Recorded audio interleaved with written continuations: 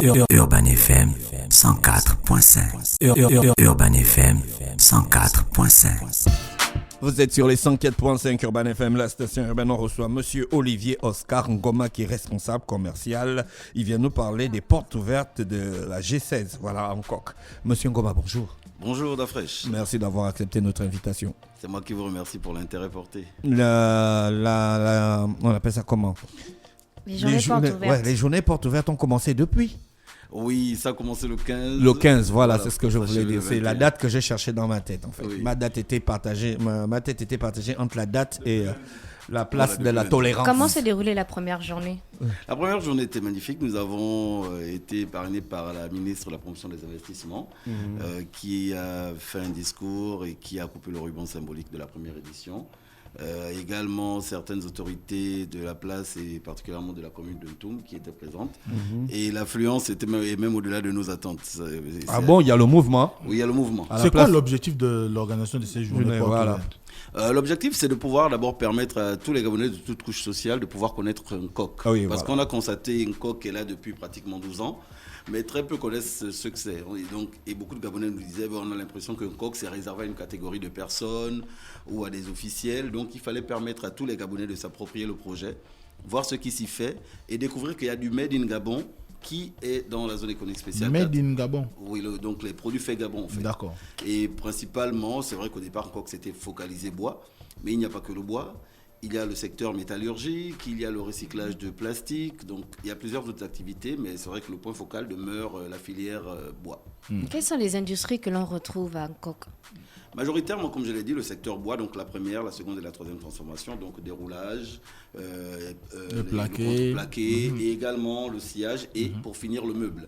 Et aujourd'hui, parmi les fonctions qui sont les miennes, il s'agit également de pouvoir, j'ai la gestion d'un showroom qui se permet de pouvoir commercialiser les meubles made in Gabon pour les Gabonais et vers l'extérieur et pour les administrations publiques également ou parapubliques. Et il y a un circuit bien précis pour les personnes qui vont aux journées portes ouvertes.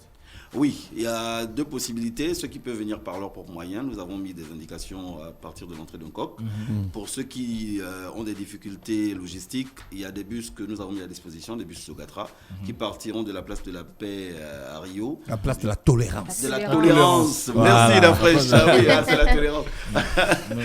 Donc voilà, qui partiront de la place de la tolérance de Rio jusqu'à Donc, Nkok. depuis Rio jusqu'à Hancock. Oui, on a les retours. Donc il y a 4 bus qui feront le mouvement. Il y a des guides dans le bus, des personnes qui commencent à vous entretenir. Bonjour, bienvenue dans le bus pour aller en Hancock et tout ça. Bon, non, malheureusement, les guides prennent à partir de l'entrée d'un coq. D'accord. Ils prennent à partir de l'entrée d'un coq. Et également, nous avons mis, la G16 également a pris d'autres bus, outre Sogatra qui nous a soutenus dans cela, des bus de la G16 qui sont mis à disposition de certains. Ça veut dire que si vous voulez, même demain, je vous envoie le bus pour prendre Urban pour visiter la zone également. Ah, d'accord. Les Est-ce qu'il y a un tour opérateur De la sur zone. l'ensemble du périmètre de la zone économique? Ah, la zone, c'est ça c'est quand même 600 hectares. Hein. Donc, il y a un tour qui est fait sur les infrastructures principales parce que la zone elle-même couvre 600 hectares. À terme, elle doit couvrir 1600. Sur les 600 hectares actuels, on voit les infrastructures principales. Il y a un tour qui est fait au bureau du guichet unique qui représente l'administration publique. Un tour qui est fait vers les installations communes telles que certaines banques de la place ou le Ah, il y a déjà des banques au sein de la zone Oui, économique, oui, c'est oui. ça? Ah bon? Nous avons 3 banques présentes dans la zone économique spéciale. Ah, d'accord. Les 3 principales. Moi aussi, je découvre. Mais donc, il y a une vie là-bas, en fait. Il y a une vie. il y a Donc, un c'est centre- une ville maintenant. Voilà. On a peut un centre habiter de là-bas, formation. on peut acheter le terrain, on peut Oui. construire sa maison, on habite là-bas. Bien sûr, puisqu'il y a même une zone résidentielle dans la zone économique également. Ah, mais ça, on savait pas ça. On croyait que c'était seulement pour les entreprises. Non, il y a la zone est subdivisée en 3 sous-zones. Zone commerce et services, zone résidentielle et zone industrielle qui occupe 90%. Donc, de la on peut zone. acheter un terrain pour construire sa maison, acheter un terrain pour construire son entreprise et tranquille. Voilà, c'est possible. Les journées portes ouvertes, c'est juste pour la visite jusqu'au 21 où on a la possibilité d'acheter les produits made in Gabon.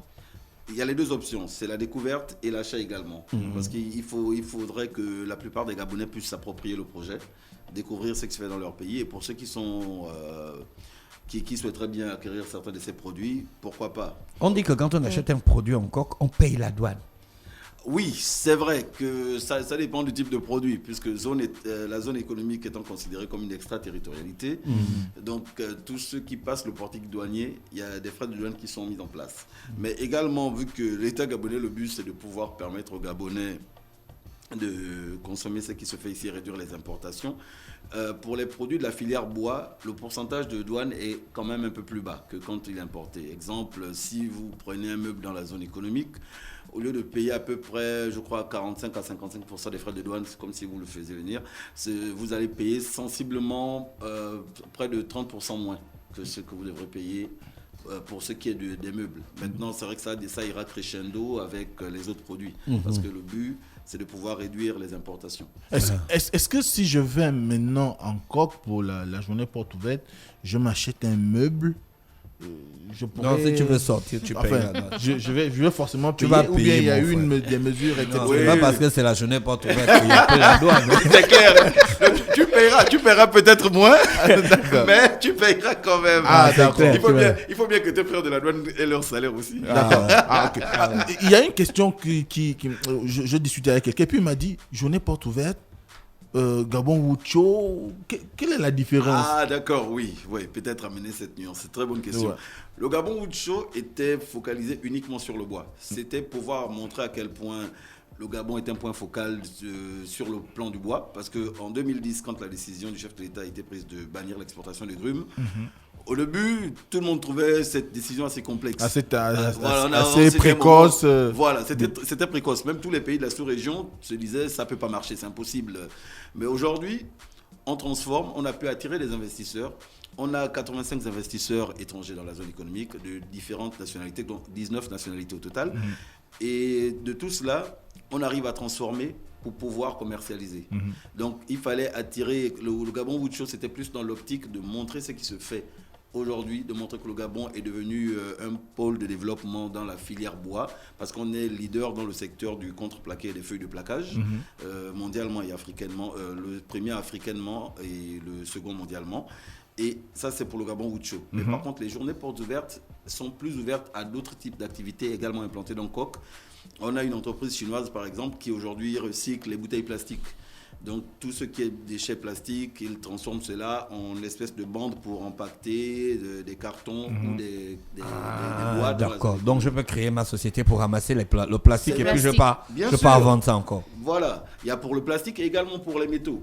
Donc, toutes les carcasses de véhicules, avant, qu'est-ce qui se passait? C'était envoyé dans un pays voisin pour être transformé là-bas. Aujourd'hui, c'est des emplois directs que ça crée. Et ça peut permettre à certains Gabonais d'accroître leurs revenus.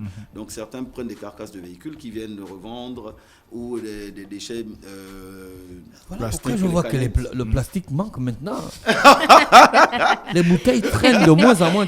Non, un matin, j'allais au boulot. RDGG. Un matin, j'allais au boulot. RGDD. Un matin, j'allais au boulot. J'ai vu 2 gros camions remplis de bouteilles de Ça plastique. part en Coq. Ça partait encore. Moi, c'était à IAI, il y avait un monsieur qui avait toute une concession remplie de bouteilles plastiques. Ça n'existe plus. Ah oui, lui, il a dû en avoir. Il a dû en avoir des sous. Donc, on a cela, on a le plastique et également l'aluminium. Qu'est-ce qui se passe demain à 10h? Demain à 10h, nous aurons plus de monde parce que sur toutes les journées, il y avait les différents ministères et différentes personnes qui nous ont sollicité. Et demain, plus précisément, on aura des influenceurs et des intérieur designers qui seront présents dans la zone économique. Et nous avons certains VIP qui n'ont pas pu être présents durant la semaine, à l'ouverture aussi, qui viendront demain. Donc ce sera le moment où nous aurons la plus grande affluence et, avant la fermeture le dimanche. Donc il s'agira pour beaucoup de pouvoir, puisque dans le showroom, nous souhaitons que les différentes administrations puissent s'approvisionner au niveau du Gabon, puisqu'on doit réduire les imports. Si on importe en milliards, pourquoi pas permettre que ça soit fait localement, que ces montants soient reversés à des Gabonais qui auront travaillé pour la fabrication de ces meubles et qui pourront permettre la prospérité justement de la zone économique. D'accord, monsieur Olivier Oscar Ngoma, je pense qu'on a fait le tour des portes ouvertes. Oui, je crois ça a commencé le 15, ça s'arrête le 21, dimanche. Voilà, dimanche. D'accord. Pour vous, c'est une opération réussie? Oui, l'opération elle est réussie. On attendait sensiblement 1000 personnes, mais avant la clôture, nous sommes déjà à 1300. Ah bon? Oui. Donc, entre nos jeunes frères, certaines écoles, certaines universités, en fait, on a senti l'intérêt. Et beaucoup qui sont arrivés étaient surpris. Et on souhaite même que l'année prochaine arrive rapidement pour que d'autres puissent venir visiter. Donc, l'engouement hier, on a vu que les Gabonais sont très fiers de ce projet. Ils se disaient que c'était juste un grand boulevard qu'on a fait vers Issassa et que derrière, il n'y avait rien. Ils ont vu les industries qui sont en place, ils ont vu ce qui s'y fait, ils ont vu les emplois qui sont créés, ils ont vu le développement qu'il y a en termes d'infrastructures. Et beaucoup nous ont fait des retours très positifs. Est-ce que les écoles peuvent d'elles-mêmes solliciter la zone économique pour une visite? D'accord.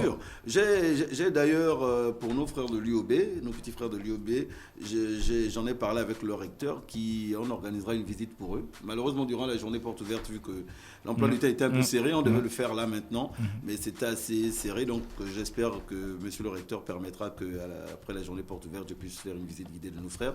Et depuis quelques années, c'est ce que j'ai fait. On a été sollicité par une école publique pendant des années. Ils ont été les seuls souvent qui venaient chaque année. Les terminales venaient souvent visiter, voir la zone économique et découvrir ce qui s'y fait. Et même encore, quand certains voient qu'il y a un centre de formation dans la zone économique pour les métiers techniques, certains sont souvent surpris.